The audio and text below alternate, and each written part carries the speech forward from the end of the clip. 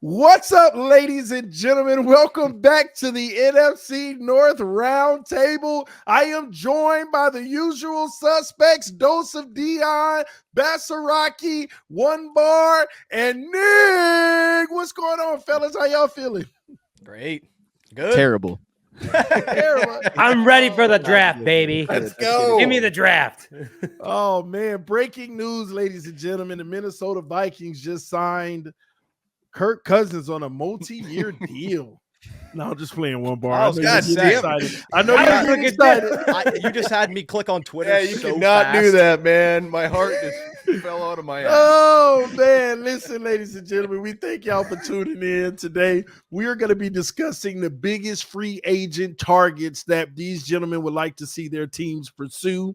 All right. But before we do, we want you to know that this stream is being powered by BetUS. The link is in the description of the video. You have an opportunity to receive a 125% bonus on your first 3 deposits. It used to be your first deposit. Now it's your first 3. So you get to take advantage of that bonus from BetUS, okay? Supporting our sponsors is supporting the channel. Now, I want to go to BetUS and talk about Kirk Cousins real quick since we mentioned him. What will be the next team?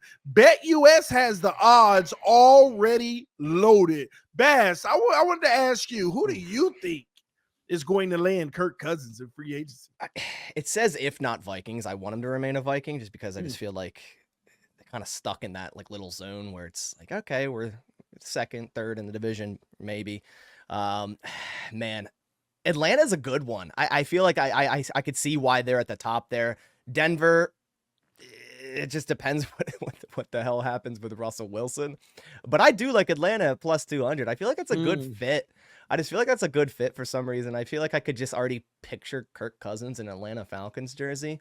I don't know. It's weird, but yeah, I would say Atlanta's my pick.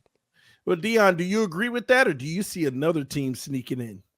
Yeah, I like the dark horse hanging down there. I have no idea how they'd financially be able to make this happen. Now, how about Cleveland sneaking in there? I didn't know, it was wild when they did the crazy deal for Watson. I have no idea how they would be able to make this happen. But if they could figure out a way to do it, I'm just like, Kirk Cousins can play. If he was on that Cleveland team this past year and he was there, I mean, he wasn't healthy this last year, but if he was healthy like that last season, oh my goodness, they would have been a problem in the playoffs. So I like Cleveland. Give me the dark horse. Let's make some money, TD. Is the Commanders on there? The Commanders, let's go back. Go back to whatever Washington team. All right, I'm going back. All right. It'd be like plus 2,000 or something. Really? Yeah, plus 2,000. So, wow. Kind of shocks me. The Browns are plus 2,500. The Commanders are plus 2,000. What would you do, Nick? What do you think is going to happen? So Bears? I'm all about crazy off seasons, as we know, and the Bears have a lot of money. Kirk Cousins worked with Shane Waldron, our new offensive coordinator, and threw for almost 5,000 yards when he was in Washington. So who knows? I mean, the Bears they got to pay Jalen Johnson out of the gate. That's a for sure. If we're being realistic, I mean, the Bears plus 1,200, I would put $5 on that and see how it rides. But I'm looking at that list and teams that he's going to want to go and compete at. It's got to be Atlanta. I agree with the guys. Like, you see him in Atlanta, balling out. They already got a strong squad there for him. Good offensive line, good defense. I mean, they're ready to win now. It wouldn't be a smart move for him to go to the Patriots. I see they're pretty high on that list. Plus And 600. Yeah, but the thing is that the Patriots have the money for it. The Patriots can afford to bring in Cousins. Falcons, they would have to make some cuts, make some adjustments, and I would kick the Raiders off that list immediately. I mean, they have no money. They're in a rebuild. Cousins not going to go there, so I see the Falcons being his number one spot. Well, One Bar, you know best, man. You know best. Where is Kirk Cousins going to end up, do you think? I don't know if I know best, but Falcons are the easy one. It's a low-hanging fruit. It makes sense. You can go there. They got a ton of weapons. But Nick, I'm actually going opposite. I am going to the Raiders on this one because it is the Raiders. I don't care if they're rebuilding and until I'm convinced otherwise, the Raiders just do weird ass things. So I can see the Raiders just throwing a bag at this guy. And Kirk Cousins, as much as you hear the hometown discounts and, hey, it's Kirk Cousins. He's this shucks type of guy. He's going to go where the money is. And if Minnesota isn't the top money guy, he's gonna go elsewhere. And I'm gonna throw a wrinkle in it and go with that plus 1,000. Go with the Raiders. Plus 1,000 on the Raiders, some money to be made. Ladies and gentlemen, let us know what you think. All right. All you have to do is follow the link in the description of the video, sign up for BetUS, take advantage of the first 3 deposits, getting 125% bonus. We're talking about 24/7 customer service and 24-hour fast payouts. BetUS, supporting our sponsors, is supporting the channel. Now, let's get into the biggest free agent targets that you would like to see your team pursue. We're going to start at the top and work our way down in the division. Let's start with Dion on this one. Here you are. You guys went as far as the NFC Championship game, and there you have it. What big free agent do you feel is going to get you over the hump that you would love to see your team pursue?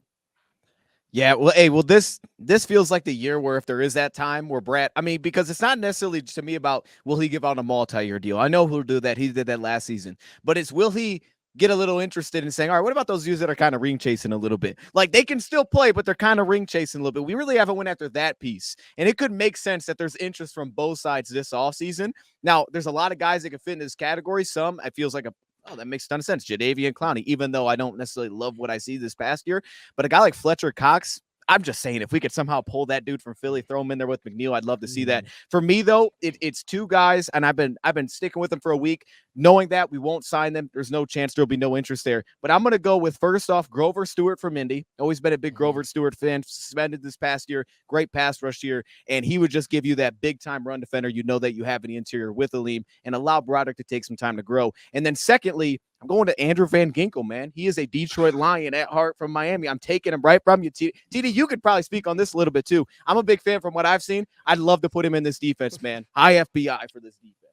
He would definitely work wonders with the Lions, man. That's an interesting one, man. Yeah, Dion, I like those picks, man. Bass, let's go with Green Bay. Where are they going with this one? First off, Dion, I love the Grover Stewart call, man. I did a little look into him for the Packers. He's not my guy for today's video, but I definitely looked into him, and he's one of my defensive linemen that I think the Packers should look after. But for the Green Bay Packers, they have a much bigger need. It's at safety. And I have a pool that I think is very plausible, and that is Jordan Fuller, safety from the Los Angeles Rams.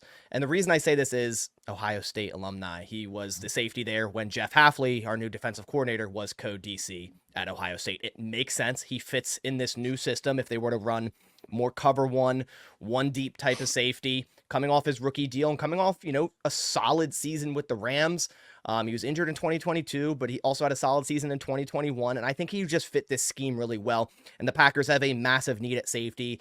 Darnell Savage's deal just voided on Monday. They still owe him money. He's an impending free agent. Rudy Ford, John Owens, all 3 guys that had some starting snaps last year, impending free agents. I think the Packers still attack it in the draft, but I think they need to sign a free agent safety as well. And Jordan Fuller, 6'2", 203 pounds. He had how many tackles did he have last year? Where is it at here? 72 total tackles with only 10 missed. So a solid tackler there, and had 5 pass breakups, 3 interceptions, and only allowed a quarterback rating of 75.4. So if you need a guy at deep safety, it's going to be Jordan Fuller in this defense with Jeff Hafley. That's my number 1 target right now in free agency for the Packers. And I think it would be a very manageable one in terms of money. Like you have all those other safeties like McKinney and Cameron Curl and Antoine Winfield that are going to be very expensive. And I don't know if the Packers are going to be able to do that. So Jordan Fuller is my pick.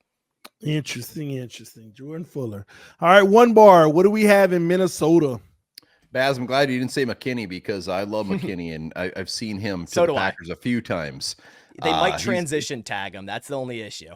He's going to be a pretty penny, but damn, is he good? I hope he doesn't go to Green Bay. I'd love him to see him in Minnesota. He's not my guy. I'm going. I'm going back to the Raiders talk. I'm going Andre James, the center.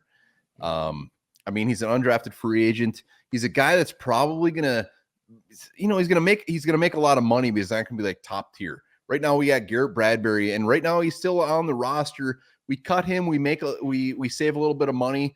But it would probably be a little bit of a surprise if we did it, but we just need a better center. Our center is such a liability right now, and Andre James is just a guy that can come in. He's not going to wow you, but he's just going to be good. He's not going to be great, but he's just going to be good, and we just need good at the center position. I can go Lloyd Cushenberry from the Broncos right now, but he's probably going to break the bank and probably be out of our price range. Another guy, TD, that you're very familiar with. I'm going to go the pie in the sky. I'm going Christian Wilkins. Christian Wilkins, defensive lineman who's going to make himself some money this year. Our defensive line is so bad, and I know we're going to address it in the draft, but to bring a guy in like a Wilkins, good against the run, pass, is just such a big deal. I know he's, 28? I think he's 28 years old. It's going to be very curious to see where the Vikings are at. Are they just full-blown rebuild? Are they in a competitive rebuild, the term they like to throw around it, which is lame as hell? I mean, it's going to be curious because you can't throw a ton of money at a 28-year-old defensive lineman if you're 3 years away.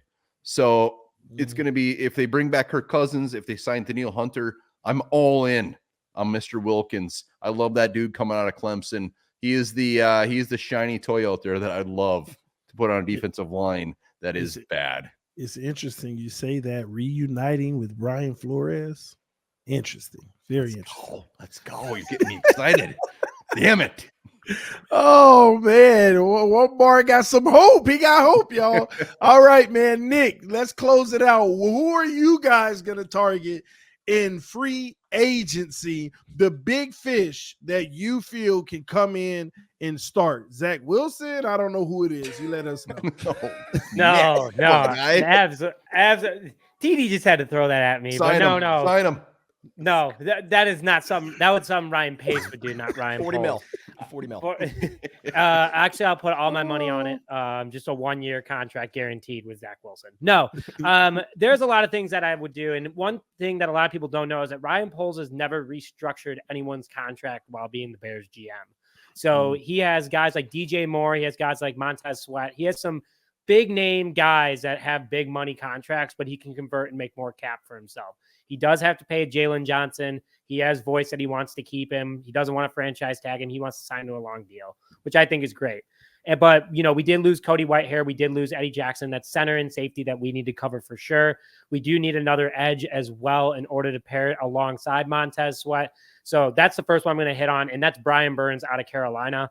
He started his career with our new defensive coordinator, Eric Washington, and, Burns would thrive here. I mean, across from Montez Sweat, it'd be a two-headed monster that I don't know how any tackle could cover them. So he's definitely number one on my list to bring in. Danielle Hunter's been, linked to us before. Thanks, One Bar. But, his age kind of scares me. Burns is only 26. Hunter's 30. So it would be interesting to have that there. For a safety replacement, I thought Baz was going to steal my guy, but I guess he's not, would be Jordan Whitehead from the New York Jets. 90 tackles last year, 4 interceptions, 16 pass deflections.